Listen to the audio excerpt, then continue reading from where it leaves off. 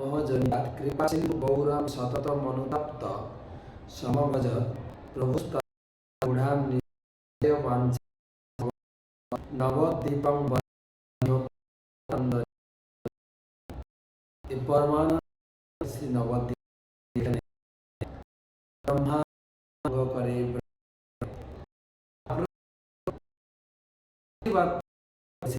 नवद्वीप धाम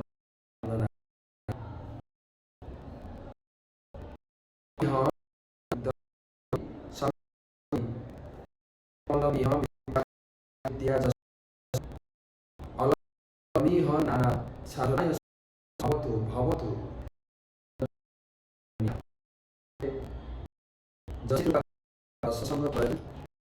विद्या प्रतिष्ठा আবশ্যক কি আর নানাবিধ প্রকৃত সাধনার আয়োজনিত ক্লেশেরই বা কি প্রয়োজন হে মানবগণ অন্তর্দ্বীপ আশ্রয় করে সকলে ধন্য হোক।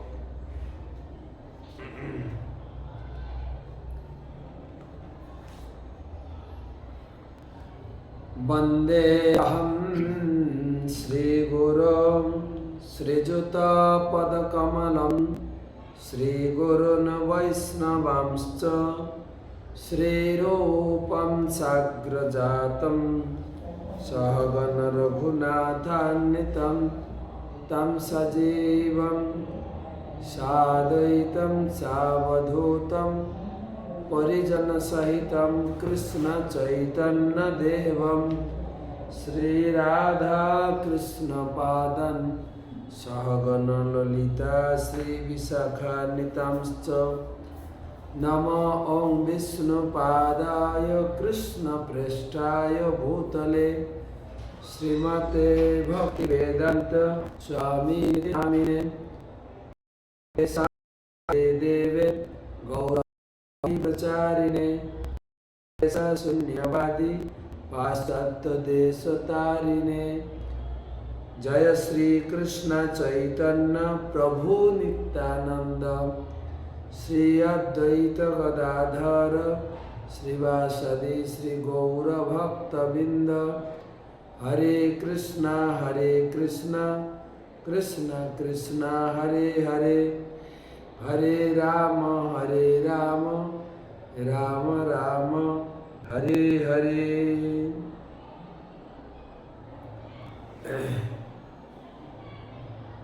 सर्वप्रथम आमार परमाराध्य गुरुदेव ओं विष्णुपाद श्रीमद अभय जय पताका स्वामी गुरु महाराजेर चरणे प्रणाम निवेदन करे तार आशीर्वाद प्रार्थना करें। नमो ओं विष्णुपादाय कृष्ण प्रेष्ठाय भूतले श्रीमते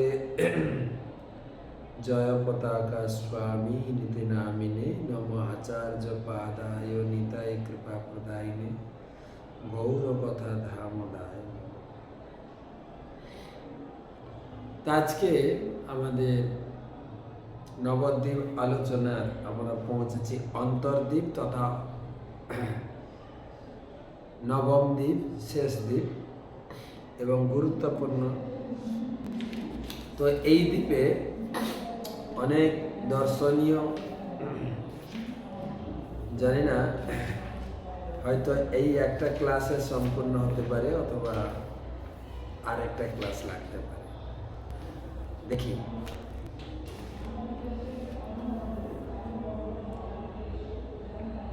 নবদ্বীপ ভক্তির আত্মনিবেদনাখ্য ভক্তিপীঠ হল অন্তর্দ্বীপ।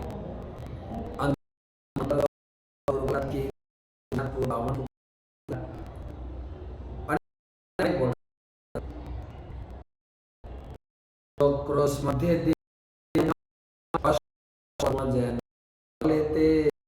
এটা আটটা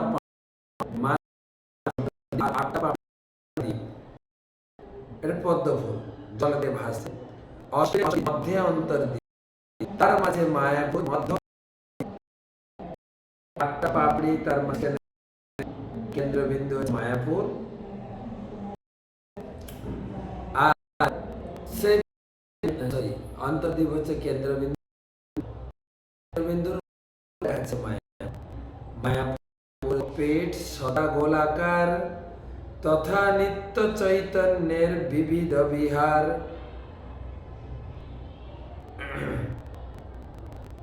আর মায়াপুর হচ্ছে গোলাকার যোগপীঠ, যেখানে চৈতন্য মহাপ্রভু তার আবির্ভাব লীলা, বাল্য লীলা 24 ওখানে কাটে। মনে মনে দেখি উপায় না, কলির প্রথমে প্রভু শ্রীকৃষ্ণ চৈতন্য অবতীর্ণ হইয়া করিব কলি ধন্য। নবদ্বীপে প্রভুর আরাধনা করিবেন প্রভু পূর্ণ প্রভু মনের বাসনা।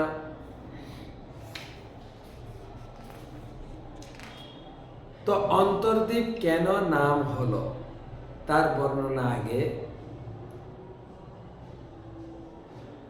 একটু দাপর যুগে পিছিয়ে যান। দাপর যুগে ভগবান কৃষ্ণ বৃন্দাবনে তার বাল্যলীলা সম্পাদনকালে ব্রহ্মা এসেছিলেন। ভগবান কৃষ্ণ অঘাসুর বধ করে তার গোপ সখাদের সঙ্গে বসে ভোজন করছিলেন আনন্দে। আর ওই সময় ব্রহ্মা এসছেন উপর থেকে। তিনি প্রভু লীলা দর্শন করবেন, প্রভুকে প্রণাম করবেন, এই ভাব নিয়ে তিনি এসছেন। কিন্তু সমস্যাটা হলো প্রভু মাঝখানে বসে আছেন, তার সব সখা বালক বন্ধুরা চারিদিকে বসে আছেন। আর অঘাসুর সদ্য বধ করে সখাদের খিদে লেগেছে, আর বাড়ি থেকে আনা সকলের আলাদা আলাদা খাদ্যের পুটলি বা পুটলা যা বলতে পারে বাঁধা ছিল, সেটা খুলে নিজে নিজে খাচ্ছেন। সখারা যখন খাচ্ছেন, যে জিনিসটা খুব টেস্টি সেই জিনিসটা যখন মুখে দিচ্ছে, তখনই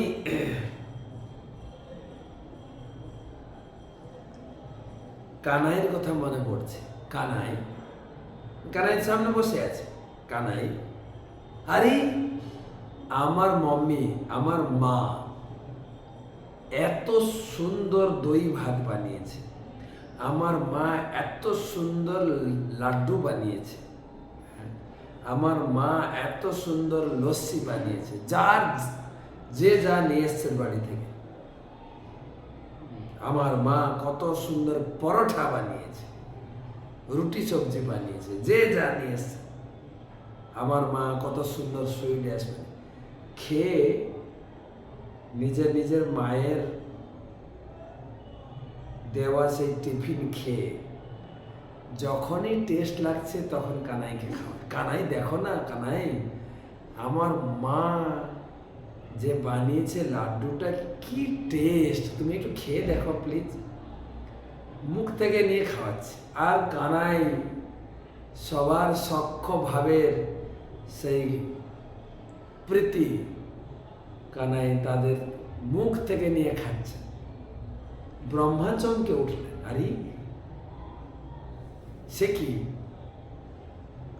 আচ্ছা, ভগবান কৃষ্ণ তিনি বৃন্দাবনে আবির্ভূত হয়েছেন, বাল্য খেলা গোপ সখাদের সঙ্গে,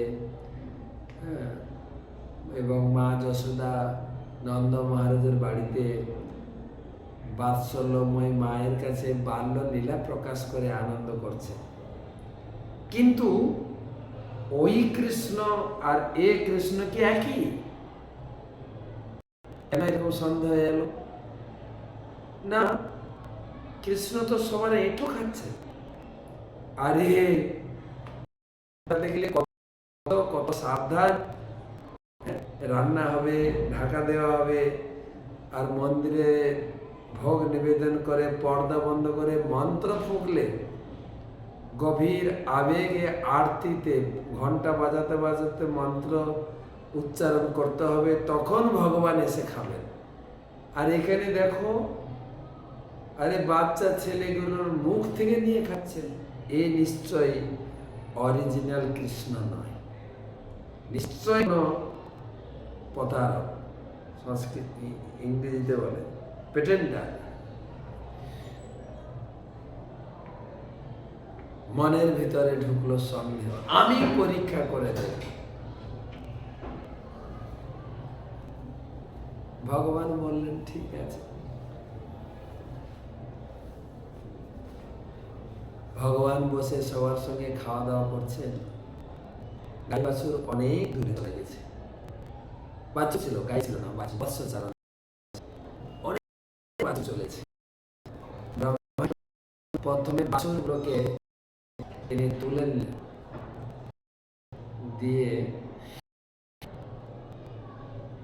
যখন বাছুর আর দেখা যাচ্ছে না, স্বাভাবিকভাবে সখাদের মনে একটা সন্দেহ এসেছে, কানাই আমাদের বাছুরগুলো দেখছি না তো, ও কানাই, আরে আমাদের কি হবে? কানাই, কানাই খুব গভীর আবেগে, কানাই দেখো দেখো কানাই, বাছুরগুলো দেখা যাচ্ছে না। কানাই তো জানেন সব। কানাই তখন বলে, কানাইকে এদের থেকে একটু আলাদা হতে হবে, তাহলে এদেরকেও চুরি করবে, তাহলে আমি এদের সঙ্গে থাকলে তো ব্রহ্মা চুরি করতে পারবে না। কানাই সব সখাদের বললেন, তোমরা খুশি মনে খাওয়া দাওয়া করো, তোমাদের বাড়ি থেকে যে যা এনেছ তৃপ্তি ভরে খাও, আমি দেখছি বাছুর। ভগবান তার ভক্তের আনন্দটাকে মাটি করতে চাইছেন না। ভগবান গেলেন বাছুরের খোঁজে। বাছুর তো খোঁজে না, সখাদের থেকে একটু আলাদা হবে যাতে ব্রহ্মা চুরি করতে পারে। ব্রহ্মা এই সুযোগে সখাদেরও তুলে নিয়ে গেলেন, গুম্ফাতে রেখে দিয়ে এলেন। দেখা যাক। কৃষ্ণ দেখলেন এদিকে সখারাও নেই, এদিকে বাছুরও নেই। বাড়ি ফিরবেন কি করে? নিজের মায়ের ছেলে তিনি তো ফিরে যাবেন, হ্যাঁ, কানাই যশোদার ছেলে, যশোদার বাড়িতে চলে যাবে। কিন্তু আমার সখাদের মায়ের কাছে কি কৈফিয়ত দেব? তাদের ছেলেরাও নেই, তাদের বাড়ির বাছুরও নেই।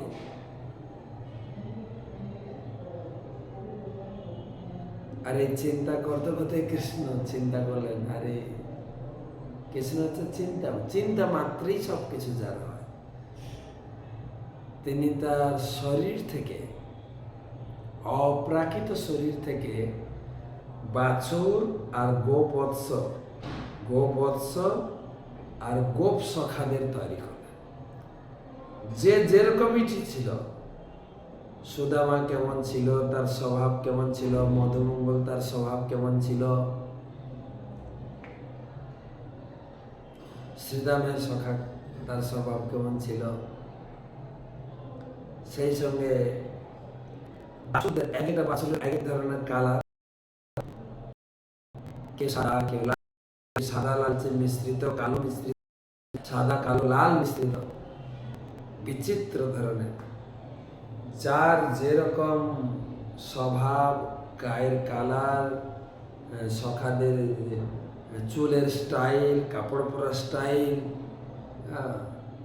দাঁড়ানোর স্টাইল, যার যেরকম সব অবিকল তৈরি করলেন। সন্ধ্যার সময় ফিরে গেলেন। এইভাবে একটা বছর কেটে গেছে,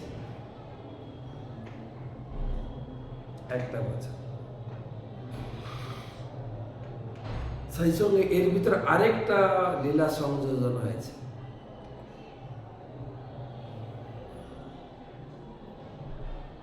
কি লীলা? না,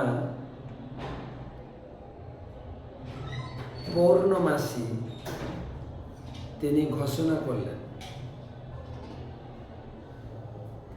পৌর্ণমাসী, যে দেখো এই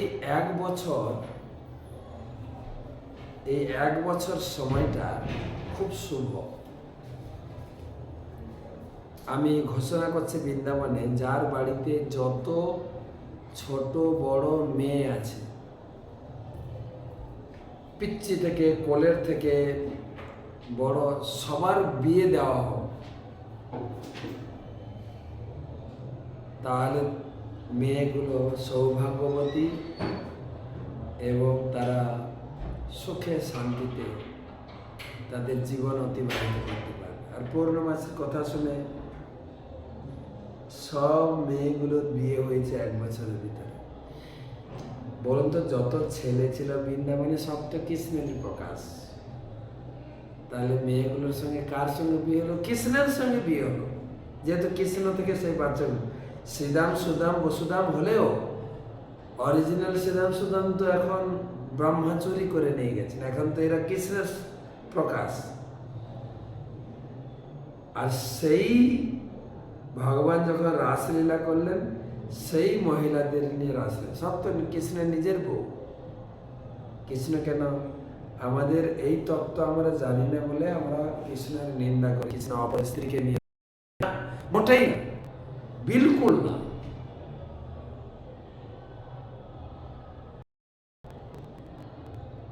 এদিকে বলরাম লক্ষ্য রাখছেন, দেখছেন বৃন্দাবনে মা যশোদা বা রোহিণী ছাড়া বাকি যারা মা ছিলেন, অনেক মা থাকে না, কাকিমা, জেঠিমা, পিসিমা, মামিমা, যত বয়স ছিলেন সবাই কৃষ্ণকে ভালোবাসত। এখন কিন্তু আগের মতো কৃষ্ণকে এখন ভালোবাসছে না। চিন্তা করছেন ব্যাপার, তখন জানতে পারলেন বলরাম, এখন কৃষ্ণ তার শুধু মা যশোদার ছেলে নেই, সব বাড়িতে কৃষ্ণ ঢুকে গেছে। শ্রীদামটাও কৃষ্ণ, মধুমঙ্গলও কৃষ্ণ, সুদামও কৃষ্ণ, স্তব কৃষ্ণ কৃষ্ণ। এক বছর পর ব্রহ্মা দেখতে চাইলেন এখন বৃন্দাবনে কি পরিস্থিতি দেখি। এতগুলো গোবৎস গোপসখা আমি চুরি করে রেখেছি। আর ব্রহ্মা এসে দেখলেন বৃন্দাবনে যেরকমই কৃষ্ণ তার সখাদের সঙ্গে বৎসচারণ, বাছুর চড়ানো, খেলাধুলা করা, ফুর্তি করা, একই রকমই করছে। আর শুধু তাই না, ব্রহ্মা দেখতে পেলেন উপর থেকে কৃষ্ণ শুধু সাধারণ ছেলে না, কৃষ্ণ এবং সমস্ত কৃষ্ণের সখারা তারা চতুর্ভুজ মূর্তি ধারণ করেছে। কারণ ব্রহ্মার ভগবান আছেন চতুর্ভুজ, নারায়ণের থেকে প্রকাশ। সেই দেখে ব্রহ্মা ফাঁপড়ে পড়লেন, আরে আরে আমি তো বিশাল ভুল করেছি। তখন ব্রহ্মা যে চুরি করে আসে সমস্ত গোবৎস গোপসখাদের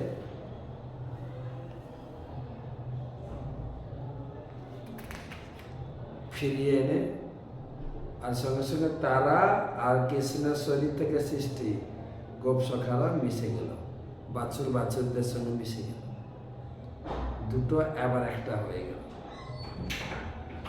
ব্রহ্মা ভুল বুঝতে পেরে ক্ষমা চাই,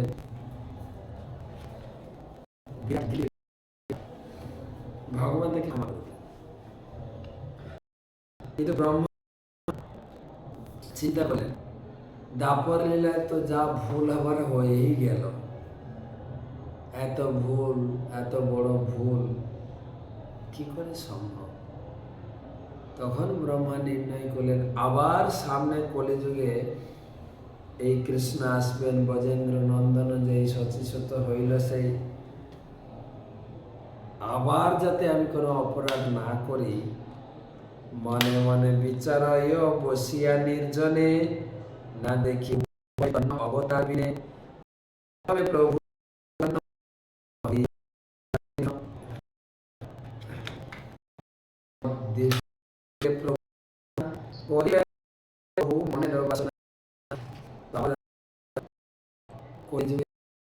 ভগবান আবির্ভূত হবেন, আবার যদি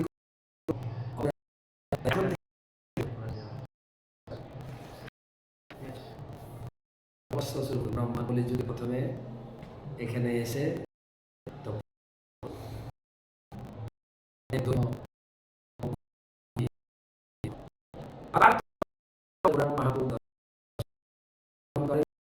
নাস্তা হরে কৃষ্ণ হরে কৃষ্ণ কৃষ্ণ কৃষ্ণ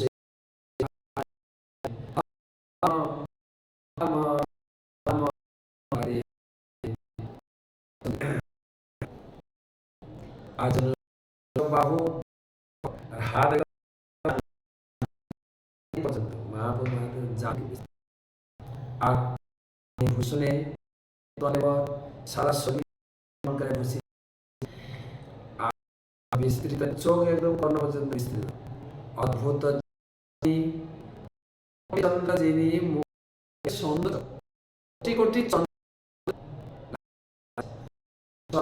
হাসি কি আছে এমন সে ভক্তি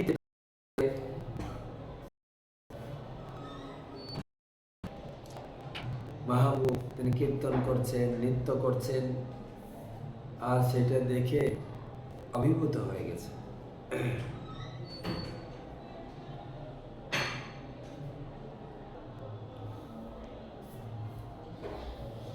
মহাপ্রভুর সেই কীর্তন নৃত্য দর্শন করে ব্রহ্মা অপর দর্শন করছে।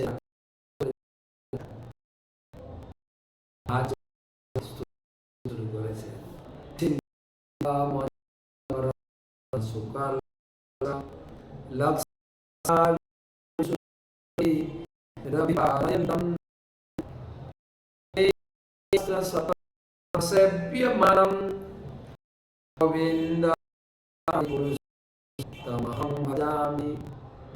অনেক বড় স্তব স্তুতি করেছে।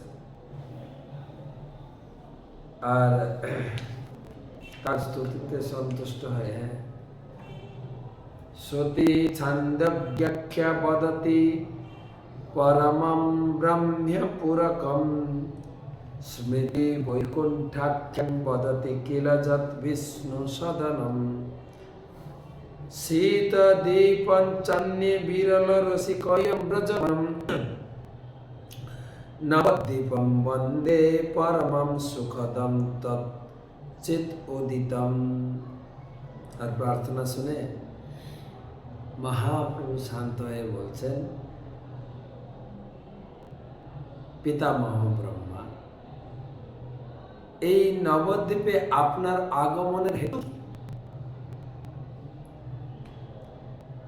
ব্রহ্মা কহে, এই কলি যুগে নদিয়াতে করিবে প্রকট লীলা সগন সহিতে। হে প্রভু, আমি শাস্ত্র থেকে জানতে পেরেছি আপনি এই কলি নবদ্বীপ এসে পার্শ্বস্ব লীলা করবেন, যজ্ঞই সংকীর্তনে সে সময় প্রভু মনে করি অঙ্গীকার জন্মাইবা নিচ আমার প্রভু, আমি যে বড় অপরাধ করে ফেলেছি আপনার বৃন্দাবন লীলা ডাপর লীলায়। ভগবান বলছেন আমি তো আপনাকে ক্ষমা করে দিয়েছি। হ্যাঁ প্রভু, এ কথা সত্য, আপনি ক্ষমা করেছেন, কিন্তু আমি যে দোষ করেছি, যে অপরাধ করেছি আপনার চরণে, তার যে ক্ষমা নেই। আপনার মহানতা আপনি ক্ষমা করে দিয়েছেন, কিন্তু আমি তো ক্ষমার যোগ্য নয় প্রভু।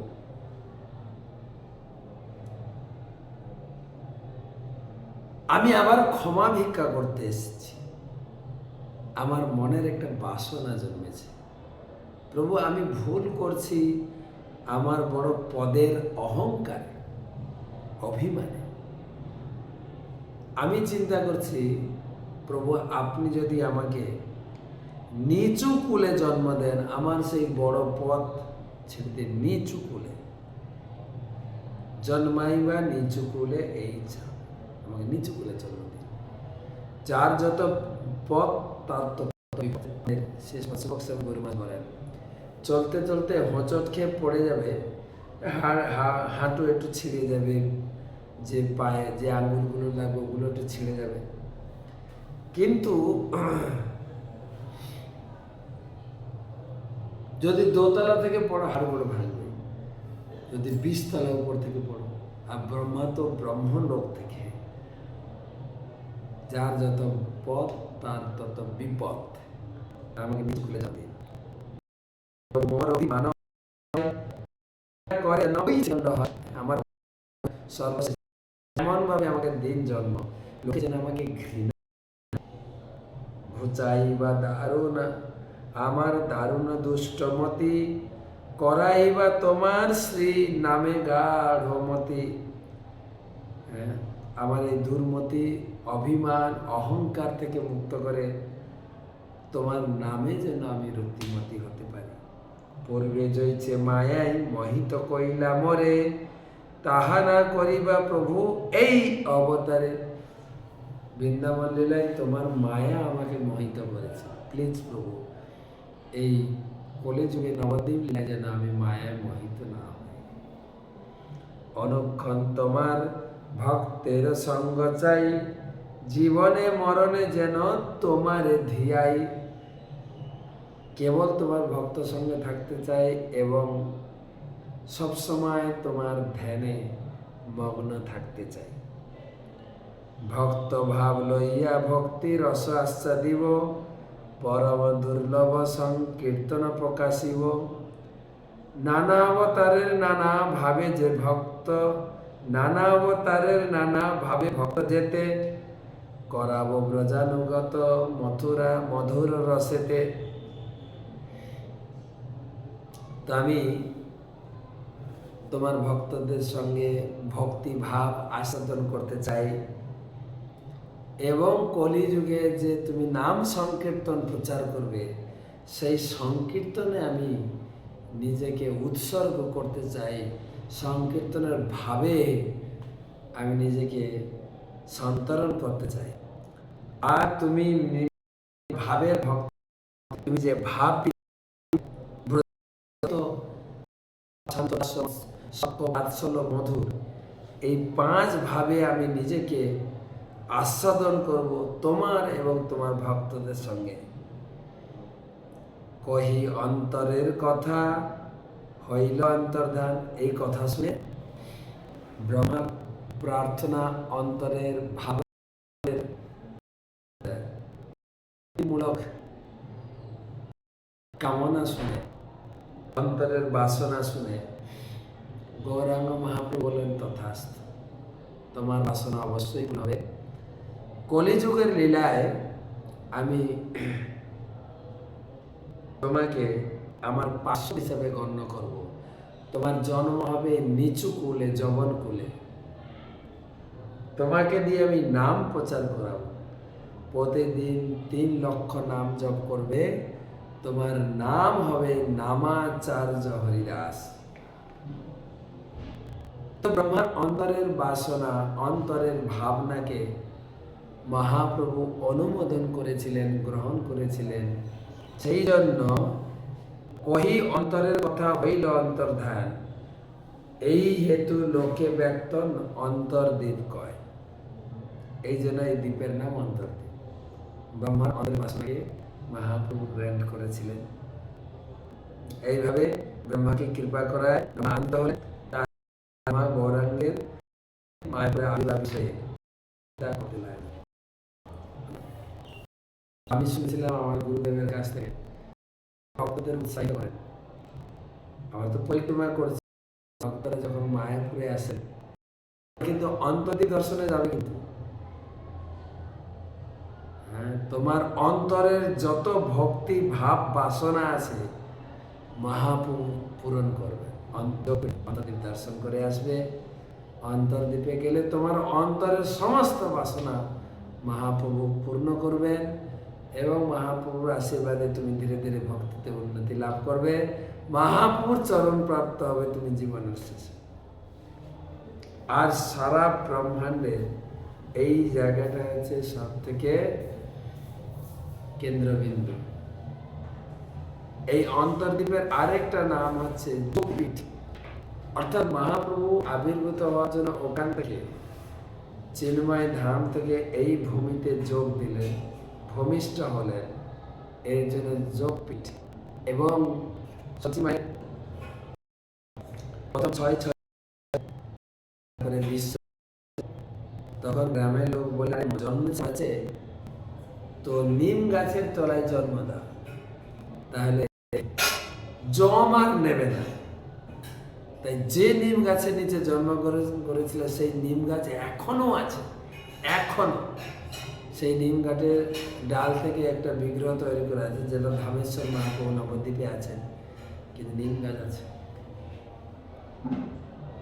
নবদ্বীপ মধ্যে মায়ের যথায় মিলেন চৈতন্য ভগবান, সেই অপ্রাকৃত ধাম, অপূর্ব অপূর্ব যোগপীঠ, যেখানে কত সুন্দরভাবে নিমাই, লক্ষ্মীপ্রিয়া, বিষ্ণু দত্ত আর জগন্নাথ মিশ্র সচিমাতা কোলে নিমাইকে নিয়ে তার সেই তখনকার দিনের কুটির ঘর এখন, এবং সচিমা নিমাইয়ের সেবার জন্য, ঠাকুর সেবার জন্য যে যে পুষ্করিণী ব্যবহার করেছিলেন, সেই পুষ্করিণী এখনো আছে, গৌরকুণ্ড।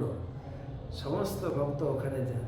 আর নিমাই যখন মায়ের গর্ভে ছিলেন তখন সমস্ত দেবদেবী আসতেন অলক্ষ্যে নিমাইয়ের বন্দনা করতেন, সচিমা শুনতে পেতেন, কত খোল করতাল বাজছে, কত বাদ্যযন্ত্র, অপ্রাকৃত বাদ্যযন্ত্রের শব্দ শুনতে পেতেন।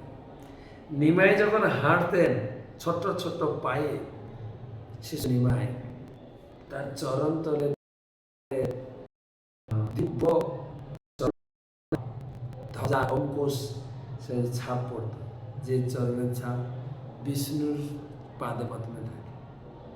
তো অনেক অনেক ওখানে গিয়ে যোগপীঠে সমস্ত দেবদেবীর আগমন হয়েছিল, ব্রহ্মা এসেছিলেন, শিব যদি নিমায়ের জন্মগ্রহণ করেছেন।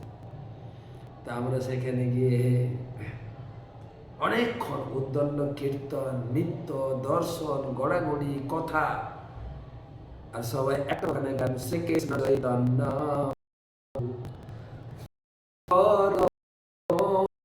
যে গান আমরা বাড়িতে সময় গাই না,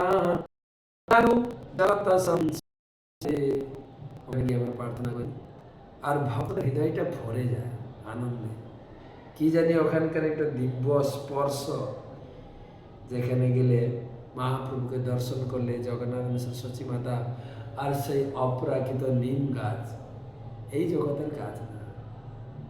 সব মিলিয়ে আজকে আপনাদের যোগপীঠ দর্শন করালাম।